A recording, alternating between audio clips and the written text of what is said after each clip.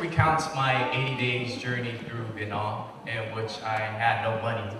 So basically, I lived and worked along the Vietnamese people. The reason why I did so, not so compelling, I lived in Vietnam for a year prior to the journey. And so there are a few people who said because I wasn't born and raised here, that I would never truly be Vietnamese. And so I endured countless days under the scorching sun. I was almost in prison. I was poisoned in an effort to get me to join a cult, and eluded a lot of Vietnamese mothers and daughters who wanted me to marry them. So basically, all in effort to prove that I was Vietnamese. And so I was born and raised in the United States. Before my parents' divorce, I had a very typical American childhood. I grew up watching Saturday morning cartoons. I played organized sports, and my favorite food was In-N-Out burgers, fries, and a milkshake. No one could pronounce Hung. And there was the occasional joke about, oh, you must eat dogs, right? And so it was a safe choice. And so I denied my existence of home because, I was afraid of the country, of the language, of the culture that I really didn't know about. So in my mind, I wanted to be as American as possible and live my simple American life. But my American dream came to an end when I was 10 years old. My parents divorced. My father, who was traditionally Vietnamese, he believed that Vietnamese wives were the property of the husband. And so my mother, who no longer could endure the abuse, the limits imposed by my father, decided, it was enough. And so a bitter divorce ensued. My mother, and at the time, Vietnamese women wanting to get a divorce was unthinkable. And so she met resistance not only from my father, who threatened her life, but also even from her own mother. And so after the divorce, I went to live with my grandmother for a year. And so the house that we lived in, it was a 2-bedroom condo in the bad part of town, where crimes, violence, and all the bad things were very common. And we were actually able to manage to escape 2 drive-by shootings unscathed. So it was a very dramatic time in my life. And there was no adult supervision. My father, who became bitter, came by sparingly. My mother, she moved to another city to find a new job. And so at the time, when I wasn't wandering the streets, I found comfort actually in my grandmother. At the time, we couldn't understand each other. She only speaks Vietnamese. I didn't know Vietnamese at the time. But I always admired and respected her because to her, her limits were defined by her family. And so she braved cancer, she survived cancer. In 1975, she took her family of 4 at the time and left on a small little fishing boat to America. And eventually when she got there, she raised 10 children on her own. And so during that time with my grandmother, she exposed me to Vietnam. She actually inspired me to my love of Vietnamese culture and Vietnamese food. And so I remember countless days watching Cải Lương with her. Cải Lương is actually, if you guys don't know, it's a very cheesy Vietnamese musical. Very bad. And actually, despite the cultural differences, we got along quite well. She also introduced me to, I don't know if anyone knows what this is. It's mung tho. So if you can eat this, you're pretty much Vietnamese. And so after a year, I moved back with my mom, never to see my father again. She had to raise 2 children on her own. The last memory I had of my father actually was when I was 11 years old. I was crying, my hands were clenched. I confronted him and I told him, if anything ever happened to my mother, I would kill you, basically. So life changed after that. I moved in with my mom. Gone were the days when she would cater to my needs. I had to grow up fast. I started working when I was 14 years old, and I was able to support myself financially from Vietnam. And in 2010, It's a bit hot up here. In 2010, I decided to study abroad in Vietnam, much to the surprise and dismay of my family, actually. So they begged me to reconsider. They said Vietnam was dangerous. Their vision of the image of Vietnam was 1975 during the war. And so they imposed their limits on me because they were afraid to challenge them.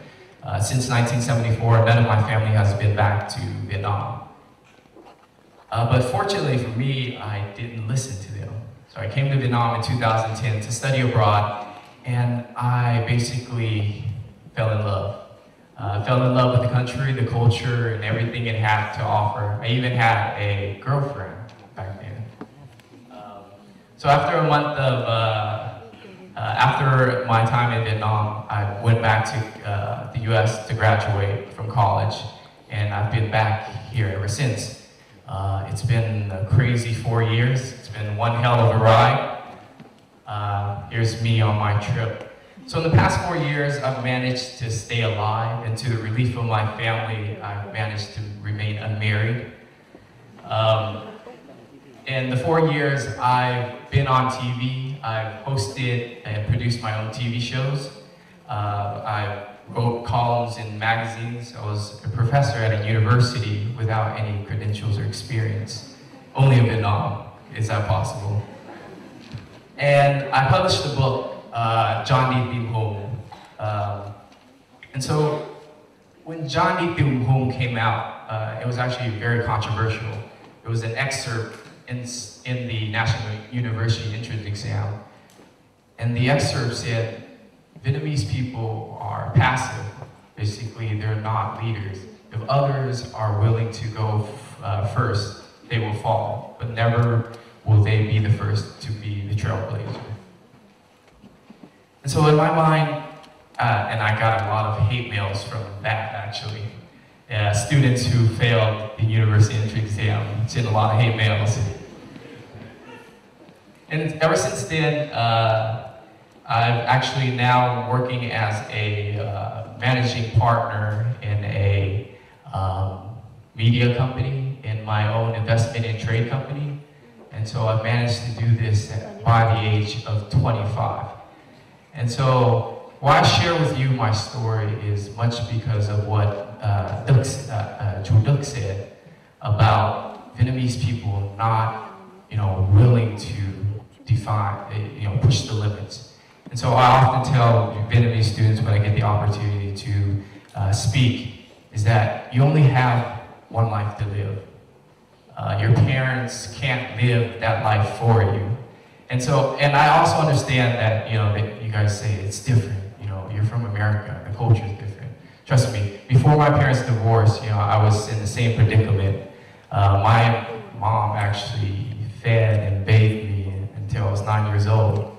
So I understand. She calls constantly. She wants me to come back to America, to live, to work, but she understands that it's my life. I have to find my own road. And so that's basically the message that I want to send out to the young Vietnamese people here today. You only have one life to live. Please, there's no rewind, there's no going back. And so to truly find, what will make you happy, what will truly, make you successful is by experiencing life. And so my take in life, my motto is basically, living every day like it's your last. And it's hot up here.